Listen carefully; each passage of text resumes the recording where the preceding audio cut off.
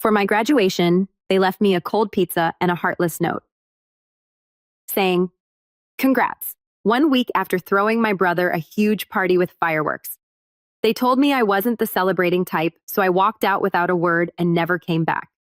My name is Adrian. I'm 22, and last week I graduated college. I wasn't expecting a grand parade or a rented hall with gold balloons spelling my name. I knew better than to dream big in my family. But I did think maybe there'd be something: a dinner, a cake, a card. I'd watched other friends post pictures with their families, all proud smiles and coordinated outfits. Me. I came home to a half-thawed frozen pizza on the counter and a text in the family group chat that said, "Congrats, Adrian," sandwiched between a meme from my uncle and my cousin's dog pics. No one was home. I stared at that pizza for longer than I care to admit. It was still in the plastic. No note, no instructions, not even in the oven. Just dumped like leftovers from a party no one bothered inviting me to. And the worst part, the smell. The faint scent of charcoal and fireworks still lingered in the cushions. My brother's graduation party had been last weekend. I remember hearing the thumps of bass through my bedroom wall, even though I wasn't invited to that either. I've been told it was his moment. He's 19, barely scraped through community college, but they went all out. Backyard lights, buffet catering, and I swear to God, a drone hovering around like it was filming the trailer for a Netflix special. I'd watched it from my window, his friends piling in, mom fussing over cupcakes shaped like tiny diplomas, dad flipping burgers like it was the 4th of July. I never said anything. I just kept packing up my dorm stuff quietly. I didn't want to make it about me. That's what they always said I did. Growing up, anytime I asked for anything attention space help, I was told I was starting drama or being difficult. Even as a kid, I was the one who could entertain himself. My brother Lucas always needed the room to revolve around him, and it always did. He had sports trophies, handmade birthday banners, surprise just because gifts. I had space the kind that echoes. So yeah, when I walked through the door that day and saw that pizza, the kind I used to eat in high school when they forgot to make dinner, I just stared. And when my mom finally came home an hour later, talking on the phone and laughing like it was any other Wednesday, I asked her, "So no one wanted to do anything for my graduation?" She didn't even look at me at first, just shrugged, tossed her bag on the couch and said, "You're not really the celebrating type, are you?" Like it was a compliment, like she was letting me off easy. I didn't reply. I didn't even blink. I just turned, walked to my room, and zipped up the bag I hadn't unpacked yet from moving out of my dorm. I had already taken everything important with me anyway: my laptop, my degree, and the envelope of cash I'd saved from tutoring and part-time shifts. It wasn't a lot, but it was enough to get me somewhere else. I walked past her without a word, past the pizza still on the counter, past the congrats text still pinned at the top of the group chat no one had followed up on. I didn't slam the door. I didn't make a speech. I just left. Sometimes the loudest moments are the quiet ones. That night, I checked into a small hotel about 30 minutes away. Nothing fancy, just 4 walls and silence. It was the first time in years I didn't have to brace myself before walking into a room. No tension, no eyes rolling when I opened my mouth, no passive-aggressive digs masked as jokes, just a bed, a lamp, and me. Around midnight, my phone buzzed. One notification, a text from my Aunt Carla.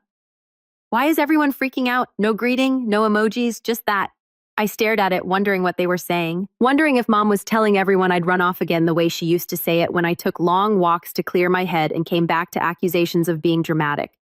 I thought about replying, just something short, maybe ask the pizza, but I didn't. I put the phone down and looked at the ceiling, the weight of it all pressing on my chest like a stack of unfinished conversations. I hadn't cried, not yet, but I felt the water rising just under the surface, waiting for the right crack to spill through. The next morning, there were more messages, some from my cousin, one from Lucas, just a question mark. Then, "Dad, what's this about leaving? Call your mother." The only one that stuck out came a few minutes later from Mom herself. It said, "We didn't mean to make you feel that way." Not, "We're sorry." Not, "We were wrong." Just that vague, safe phrase, the kind that puts the blame on how I felt instead of what they did. I didn't respond. Instead, I pulled out my laptop and opened a blank document.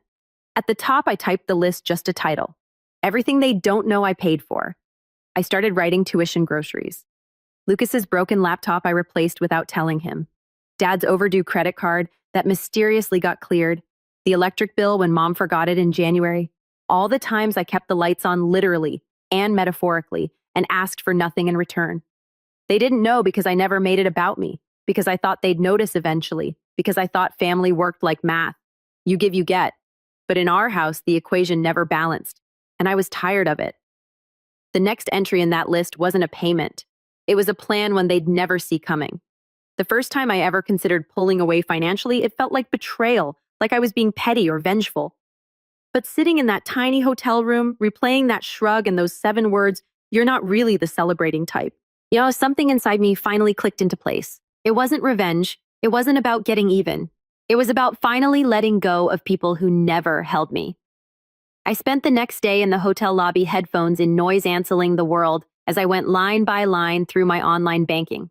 It was almost funny how many recurring charges were tied to them.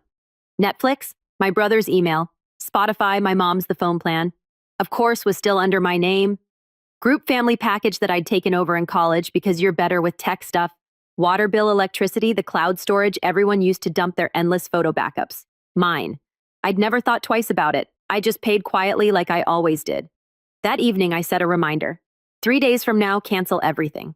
Not out of spite, but because it was time. 2 days passed with silence for me, but my phone, it didn't stop. My mom sent longer and longer messages, each one trying to sound more composed, but bleeding through with desperation. At one point, she called me by a nickname she hadn't used since I was a kid. That stung not because I missed it, but because I knew she only dusted off affection when she wanted something. Like her love was stored in a cabinet marked emergencies only. Lucas tried calling too, just once. Left a voicemail. It started with, "Yo man, not sure what's going on." Then paused and ended with a lazy, "But mom's tripping. Can you fix it?" Fix it. Like I was the janitor of their dysfunction. That night, I sent one email, just one to my boss at the tutoring center, where I'd worked part-time throughout college. She'd once offered me a full-time role if I ever stuck around. I asked if the offer still stood. Her reply came in an hour. "Still yours if you want it. We're opening a new satellite branch. You'd have your own office." I stared at the screen for a long time. My own office, no fireworks, no drone footage, but it felt more real than anything my family had ever handed me. The next morning, I canceled the family phone plan. I got a message almost instantly. "Your device has been disconnected," then a second unable to authorize payment. "Insufficient funds." That one was from the electric company. By noon, I had emails from 3 different customer support agents asking if I was sure I wanted to cancel these shared services. I clicked yes on every one of them. Then I shut off my phone. Not forever, just for a day. That evening, I rented a car and drove 2 hours north to check out the new tutoring branch. Small town, decent population. Quiet streets, a single coffee shop on the corner with a handwritten chalkboard menu, and a barista who actually made eye contact when she spoke. I ordered a latte and sat by the window watching the sunset through a row of sleepy trees. The whole time I wondered if they were still trying to call, but I also didn't care. Back at the hotel, my email inbox had exploded. Since the phone plan was down, they'd found my work email, my backup Gmail, even my LinkedIn. There was a message from my dad. Short, cold, calculated. "You're being immature.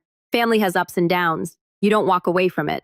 I read that twice. Ups and downs. Funny how they only noticed the downs when I stopped lifting them. At around 10 p.m., I opened the group chat for the first time in days. I tapped it open just to see what they were saying. Now Lucas had sent an all-caps message. "Dude, why is my phone dead? I need it for work." Followed by a string of angry emojis. My mom had replied, "I don't know what's going on with Adrian. He's obviously going through something. Like I was the problem. Like I hadn't been holding everything together for years." Then came the clincher. My aunt, the one who had texted me that first night, wrote, "So what exactly did we do?" That was it. No apology, no recognition, just a puzzled shrug in text form. I stared at it for a long while, fingers hovering over the keyboard, debating whether it was even worth answering, whether explaining myself would make a dent. And then I thought of something my freshman writing professor once said when I struggled with cutting scenes from a story. You don't need to explain everything. Sometimes silence is the period at the end of a sentence. So I didn't reply, but I did open a new file, a document I labeled Exit Plan Final. Not because I was running, because I was done staying put. 3 days after I walked out, the silence finally cracked. Not on my end, but theirs. It started with an email from the family landlord. Yes, landlord. Because despite the show they put on the house we grew up in wasn't ours. My parents had been renting for years under a long-term agreement with a relative who lived out of state. I had quietly been making up the difference every month. Mom and Dad thought their rent was magically low. No, it was subsidized by me ever since I found a copy of the overdue notice in our junk drawer 2 years ago. That email now said, "Payment not received. Contract at risk of default. Please respond immediately." That was the first domino, and when it tipped, everything else followed. Lucas, for all his attitude and ego, still used my Spotify Premium. Suddenly, he couldn't play his gym playlists. My dad's credit card, which had been magically improving since I began paying it off bit by bit, got declined. And Mom ran into the biggest wall. She called her stylist and got told her appointment was canceled due to non-payment of the subscription plan they'd signed her up for through my account. The messages that followed turned from confusion to rage. "Adrian, what is going on? Why are you doing this? Call me now. You think this is funny? You're being cruel." I wasn't laughing. In fact, I was sitting in a small rental apartment sipping tea on a couch I just bought secondhand, staring at those texts as if they belonged to a version of my life that I'd already walked away from. The tutoring center had offered to help cover moving costs. They even let me pick my own hours. I had real coworkers now, a key card with my name on it, a plaque on the door that read, "Hey Bennett, academic consultant." No one here shrugged when I spoke. No one forgot I existed. And yet I could still feel their grip tugging. That guilt, that invisible leash that years of being the responsible one had knotted around my throat. It wasn't enough to leave. They needed me to feel bad for leaving. That's what the next wave of messages was about. My mom switched tones like she was flipping through radio stations. "I know you're upset, but this is hurting everyone. I didn't mean what I said. I was just stressed. You always take things so personally. You're punishing us for being imperfect. Then finally, you'll regret this when we're gone." There it was, the emotional grenade. She didn't know how to say sorry, so she reached for fear instead. But I didn't bite. Instead, I replied to Aunt Carla, the only one who'd asked why, even if she didn't really want the answer. I kept it short. I graduated. I came home to a frozen pizza. I watched you all throw Lucas a full-blown party while pretending I didn't exist. And now the only time anyone remembers me is when they lose something I used to quietly provide. I didn't disappear. I just stopped volunteering for invisibility. She never replied. A week passed, and then the doorbell rang. It was a Saturday. I was halfway through reading a book I'd been meaning to start since sophomore year. I opened the door, and there she was. Mom, her hair a mess. No makeup. That face, the one she wore when the teacher called home or the check bounced. That face that meant damage control. She didn't say anything at first, just looked at me like she didn't know where to begin. I didn't offer help. Finally, she said, "We just wanted to celebrate you the way you'd want." I tilted my head with silence and a freezer meal. Her eyes watered, and for a second I thought maybe this would be the moment she got it, that she'd say sorry, that she'd finally truly see me. Instead, she said, "You've always been so sensitive." That was it. Not an apology, just another deflection. Dressed in faux concern, I stepped back and started to close the door. She put her hand on the frame. "Wait, please, at least talk to your brother. He's been a wreck. His job depends on his phone." I gave a dry laugh. "You mean the one I paid for?" Her mouth opened, but nothing came out. That was when I decided I was done playing the role of the family silent ATM. I stepped fully outside, calm, clear. You don't get to neglect me, minimize me, and then panic when the support you took for granted vanishes. I was never celebrated. Not once, not even when I paid for things you didn't know were mine to give. I walked out because the only thing colder than that pizza on the counter was the way this family pretended I mattered. She blinked, her face palled. And I knew in that moment that this conversation wasn't going to fix anything because she still didn't get it. So I gave her one final look. I'm not the one who disappeared. I just stopped showing up where I wasn't welcome.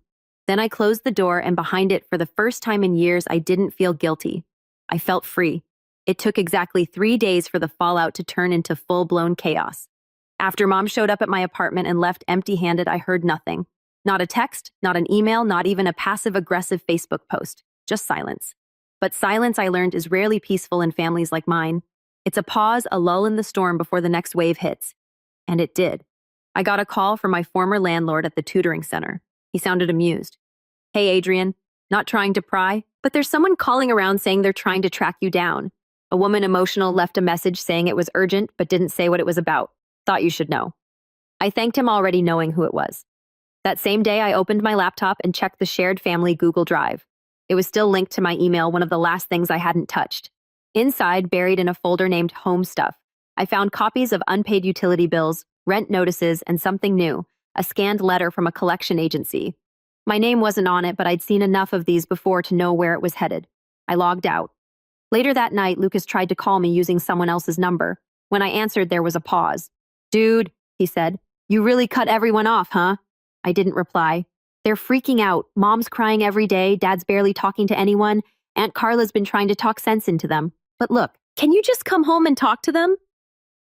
There was a time I might have folded. I might have heard the word crying and mistaken it for remorse. But I'd sat with this too long. I knew better now. You mean the same mom who couldn't even heat up a pizza on the day I graduated? She didn't mean it like that. No, Lucas. I said calm and clear. She meant it exactly like that. Just like she meant it when she told me I was too sensitive. When Dad said I should just be grateful I'm not homeless, or when they spent $1,000 celebrating you and left me a microwave box and a frozen dinner. They meant all of it. You're being harsh. No, I replied. I'm being honest. He sighed like I was the one exhausting him. You think you're the only one who's had it hard? He snapped. You think you're the only one who's done anything for this family? No, I said. But I'm the only one who did it quietly, who paid the bills no one wanted to talk about, who showed up over and over and got treated like a backup plan.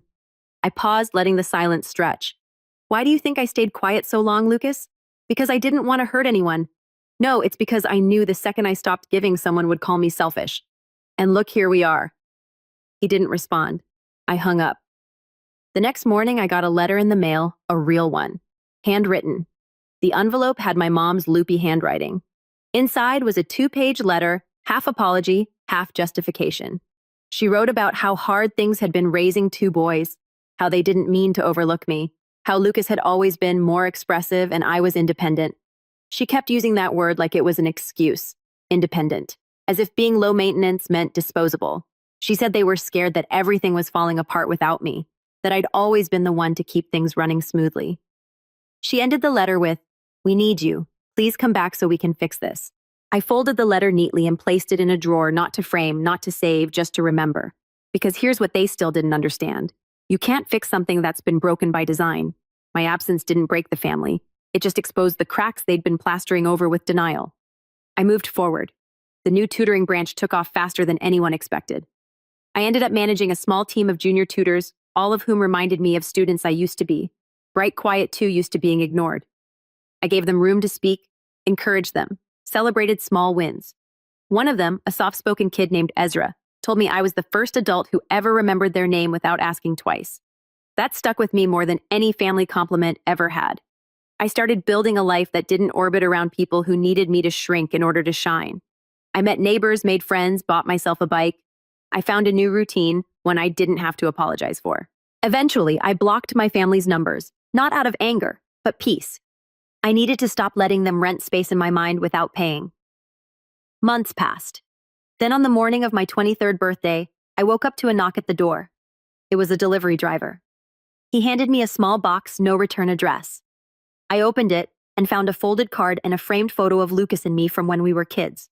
We were sitting on the curb in front of our old house eating popsicles and grinning like idiots. The card simply said, "I didn't know what you were carrying. I do now. I'm sorry." L. I stared at that picture for a long time. Not because it made me nostalgic, but because it reminded me how long I've been waiting to be seen. And maybe now, someone finally did. I didn't call back. I didn't send a reply, but I didn't throw it away either. Some things don't need closure. They just need distance. I celebrated that birthday with 2 coworkers, a homemade cake, and a drink someone smuggled into the office after hours. We laughed. We talked about music and books and bad Tinder dates. No one asked me to prove my worth. No one made a passive-aggressive joke when I talked too much. No one compared me to anyone else. And for the first time in my life, I didn't feel like a guest at my own table. I felt home. Not the one I came from, the one I built. And I didn't need fireworks. Just the quiet kind of peace that doesn't ask for anything